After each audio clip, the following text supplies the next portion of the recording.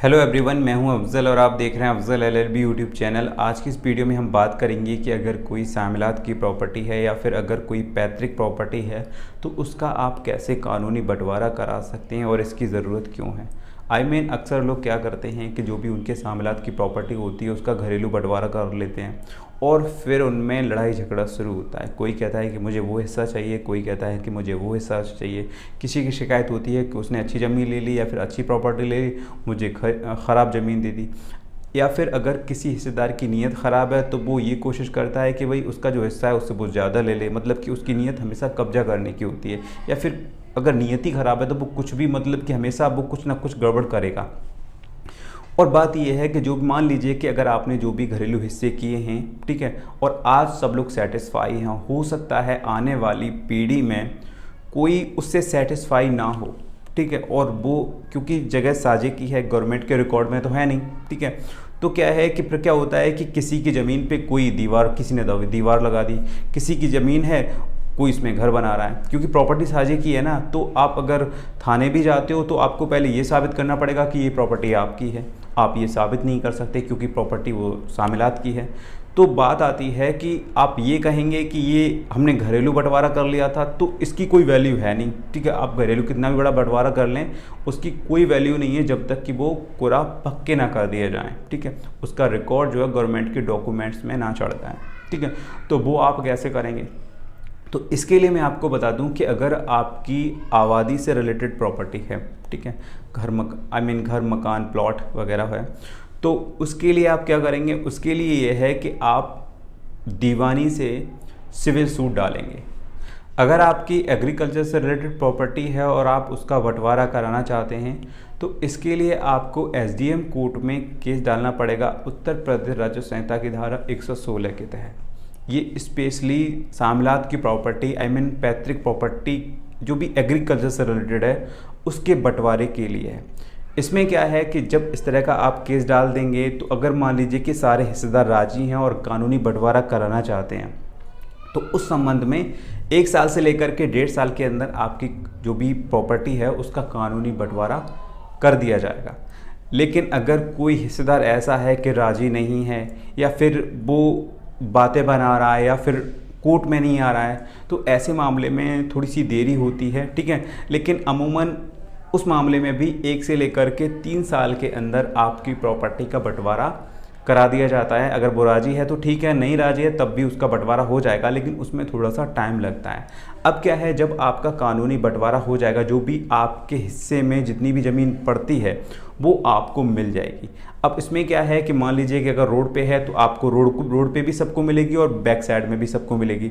मतलब ये नहीं है कि एक हिस्से, एक को रोड साइड दे दी जाए, एक को बीच में दे दिया जाए और एक को, सबको मौके की जगह भी दी जाएगी और सबको जो आउट की जगह है वो भी दी जाएगी।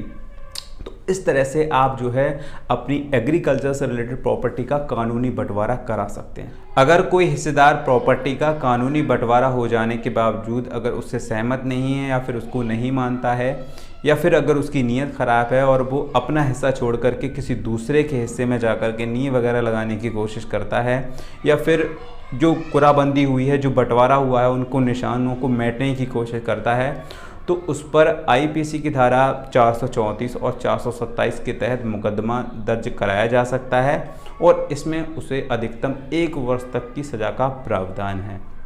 तो इस तरह से आप जो है अपनी पैतृक प्रॉपर्टी या फिर सामिलात की प्रॉपर्टी का कानूनी बंटवारा करा सकते हैं।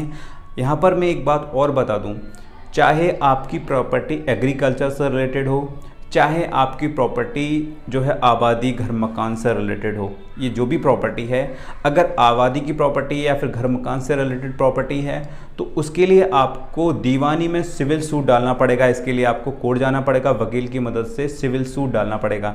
लेकिन अगर आपकी प्रॉपर्टी एग्रीकल्चर से रिलेटेड है, सामिलात की प्रॉपर्टी है या फिर पैतृक प्रॉपर्टी है तो इसके लिए आपको एसडीएम कोर्ट में वकील की मदद से जो है उत्तर प्रदेश राज्य संहिता की धारा 116 के तहत बंटवारे का केस डालना पड़ेगा।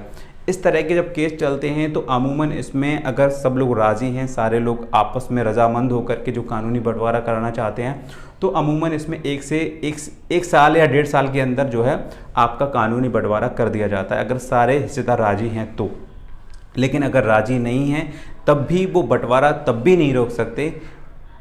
उसमें क्या है कि जो 1 से 1.5 साल तक का समय लग रहा है, अगर राजी नहीं है तो उसमें 3 साल तक का समय लग सकता है, लेकिन बंटवारा होकर के ही रहेगा अगर शामिलात की प्रॉपर्टी है तो। ऐसा नहीं है कि अगर मान लीजिए कि कोई प्रॉपर्टी है, ठीक है, 10 लोग हैं उसके हिस्सेदार, उसमें 9 लोग अगर नहीं चाहते हैं कि भाई प्रॉपर्टी का कानूनी बंटवारा हो, लेकिन अगर एक बंदा चाहता है कि प्रॉपर्टी का कानूनी बंटवारा हो और वो अगर कोर्ट में जाकर के केस करता है, तो ये ज़रूर है कि मान लीजिए कि अगर राज़ी नहीं है तो समय तो लगेगा, लेकिन फिर भी 1 से लेकर के 3 साल के अंदर जो भी प्रॉपर्टी है उसका कानूनी बंटवारा हो करके रहेगा। ये नहीं देखा जाएगा कि 9 लोग राज़ी नहीं हैं, सिर्फ एक बंदा राज़ी है, 9 लोग नहीं चाहते हैं। हो सकता है कि 9 लोग जो है उसकी प्रॉपर्टी पे कब्जा कर रखा हो, उसने उसके हिस्से पे कब्जा कर रखा हो, तो अदालत ये देखती है कि अगर इसका हिस्सा है तो फिर कानूनी बंटवारा होगा। राजी नहीं तो राजी मतलब कि 1 साल नहीं लगेगा तो 3 साल लग जाएंगे, लेकिन कानूनी बंटवारा हो करके रहेगा। तो आप ये ना सोचें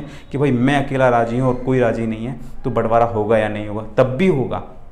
आप बस लगे रहें और होगा आपका केस, ठीक है, आपका बंटवारा हो जाएगा। तो I hope you like this video. अगर फिर भी कोई कन्फ्यूज़न है तो आप मुझे कमेंट बॉक्स में लिख सकते हैं। चलिए मिलता हूँ एक नई वीडियो के साथ, तब तक के लिए गुड बाय।